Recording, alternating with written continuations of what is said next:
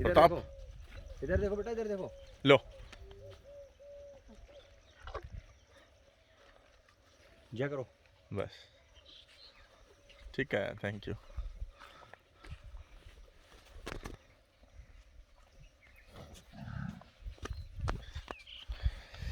आ जाएं, खड़े हो यहाँ पर।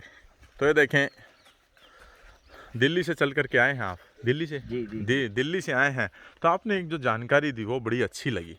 आपने बताया कि गौ आप रखते हैं, तकरीबन 8, 10, 11 के आसपास गऊ हैं आपके पास भी। गोबर जो होता था उसको आप डिस्पोज ऑफ कर देते थे ऐसे। जी जी जी। लेकिन कोई जो प्रकृति प्रेमी थे या जो पौधों को के ऊपर ज़्यादा विशेष ध्यान देते हैं, तो उन्होंने आपको क्या सलाह दी और गाय के गोबर से फिर आपने क्या परिवर्तन वहाँ पर देखने को मिला? तो भाई पहले तो मैं डिस्पोज ऑफ कर देता था, उसको हाँ पकड़ हाँ। के भर के बाल्टी में कूड़े में डाल देता था। अच्छा लेकिन फिर एक हमारे मित्र हैं, हाँ वो हाँ। पौधों को थोड़ा ज़्यादा ध्यान देते हैं। अच्छा तो फिर उन्होंने बताया कि ऐसे ऐसे सड़क के किनारे जो पौधे होते हैं ना, हाँ हाँ। तो आप गोबर फेंकने की बजाय उनके अंदर डालें तो वो खाद का काम करेगा। नहीं तो गोबर को कैसे डालते थे आप? बाल्टी में पानी में नहीं वो नहीं, डायरेक्ट स्लरी बना के?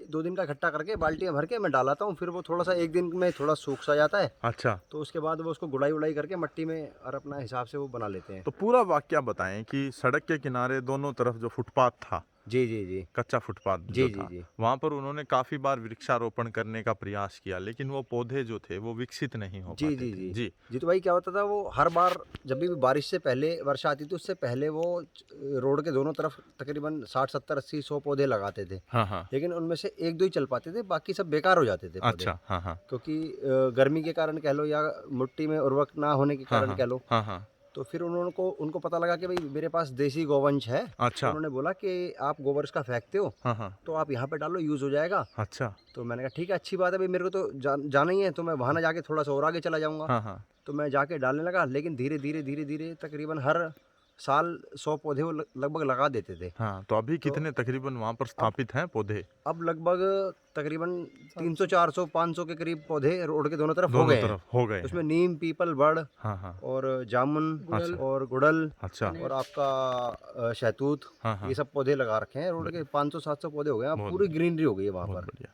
तो मतलब जिस जिस उत्पाद को आप एक तरीके से वेस्ट मानते थे कि उसको डिस्पोज ऑफ कर जी दिया, जी हमें जी उसकी कोई ज़रूरत नहीं जी है, जी जी तो मेरा अगर व्यक्तिगत अगर इसके ऊपर राय लें तो गाय का जो दूध है या जो लस्सी है या जो दही है या जो घी है, वो तो एडिशनल प्रोडक्ट हैं। जी जी जी इस मृदा को, इस ज़मीन को, इस भूमि को अगर दोबारा दोबारा अगर जीवंत कर सकता है तो वो गौ है, और वो बिल्कुल उसका बिल्कुल गोमय बिल्कुल बिल्कुल जो है। बिल्कुल। तो जो भारतवर्ष में इतने ज़्यादा उर्वरक और वो भी केमिकल फर्टिलाइज़र जो भारी मात्रा में जो इंपोर्ट किए जाते हैं, और फिर भी तमाम तरह की जो बीमारियां हैं वो आज हमारी युवा पीढ़ी में या भारतवासियों में आ रही हैं।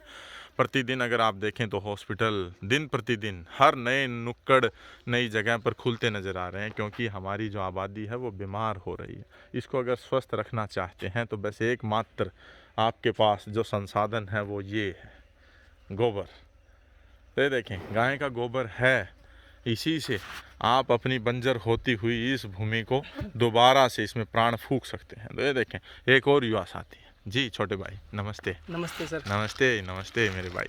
तो कहाँ से आए हैं आप? सर दिल्ली से आए हैं। दिल्ली से आए हाँ हैं? जी सर। तो गाय से प्रेम है? हाँ जी सर। हो, मैंने आपने देखा, आपने आगे सारी गायों के नाम बता दिए। ये हाँ जी तख्ती सर, है, मैं ये आपकी शक्ति वीडियो है, ये देखता हूँ भक्ति सर। है, ये प्रताप है, ये फलाना है। ठीक है, बहुत बढ़िया जी। 2 शब्द कुछ कहना चाहेंगे हाँ जी इस सर, मैं आपको गायों के लिए? गौमूत्र के महत्व भी बताना चाहता हूँ जी सर। बताएं।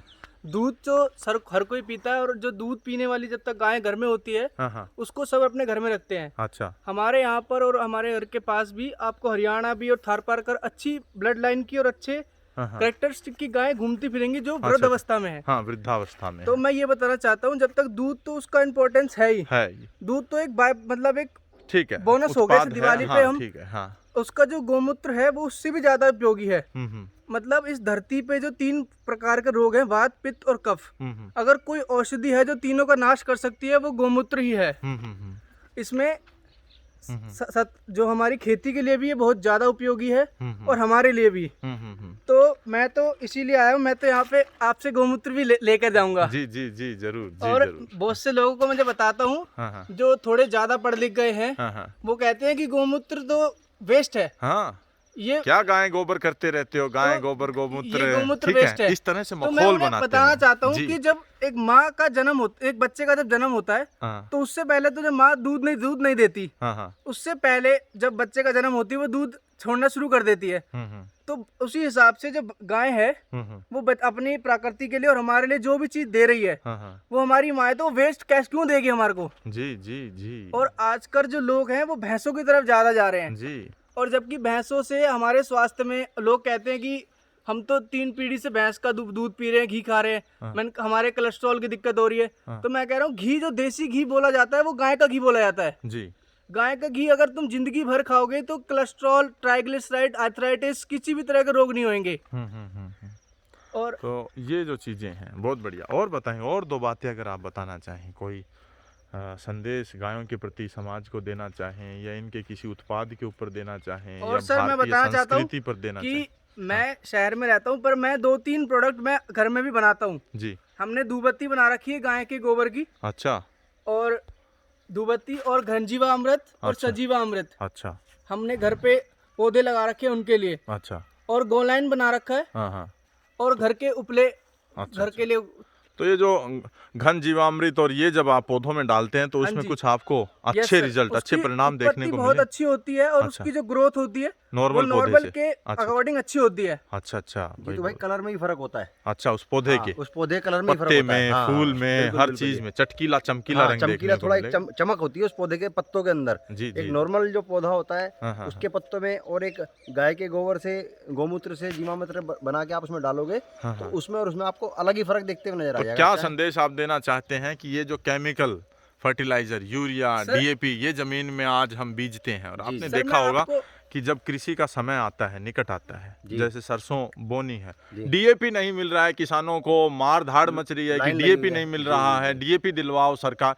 तो अगर हम गौपालन की ओर जाएं तो ये समस्याओं की, चुनौतियों का सामना तो ऑटोमेटिकली हो जाएगा। बिल्कुल जी, तो भाई जरूरत ही नहीं पड़ेगी डीएपी यूरिया की, हमें जरूरत क्या है, हमारे पास सब कुछ तो है दिया हुआ, हाँ, हाँ। ईश्वर का दिया हुआ सब कुछ है। जी। अगर आपके पास गाय है तो आपको डीएपी यूरिया किसी चीज की जरूरत ही नहीं है। और 20-30 साल पहले तो कहाँ हाँ, डीएपी कहाँ डीएपी यूरिया हुआ यूरिया होते थे, करते तब भी तो खेती होती थी। इन्हीं से ही तो ये खेती सालों करते पुराना थे। हमारा खेती का सब कुछ हमारे बाप कारोबार है, दादा, हमारे बड़े बाप दादा बुजुर्ग सब जो करते हुए आ थे गए, वो तब सदियों हाँ, से, यूरिया डीएपी होते हाँ थे। सदियों से, लेकिन ये है कि आज इंसान की पीढ़ी से तो कई गुना हष्ट पुष्ट थे वो।